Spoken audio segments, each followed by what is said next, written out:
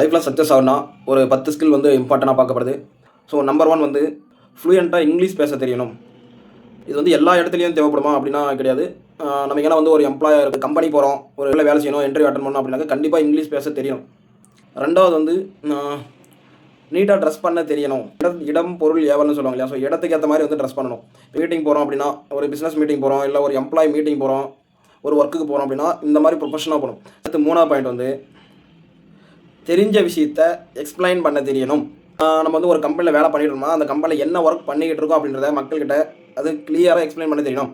இல்லை ஒரு பிஸ்னஸ் பண்ணிக்கிட்டு இருக்கோம் அப்படின்னா அந்த பிஸ்னஸை பற்றி மக்கள்கிட்ட கரெக்டாக எக்ஸ்பிளைன் பண்ண தெரியணும். 4வது போல்டாக பேச தெரியணும், ஸ்ட்ராங்காக பேச தெரியணும்.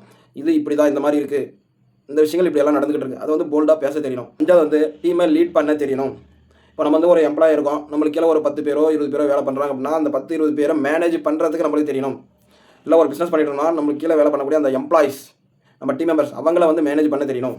நம்மளுக்கு கீழே இருக்கக்கூடிய டீமை லீட் பண்ண தெரியணும். இது 5 பாயிண்ட்டு. ஸோ அடுத்த வீடியோவில் இன்னொரு 5 பாயிண்ட் நான் சொல்கிறேன்.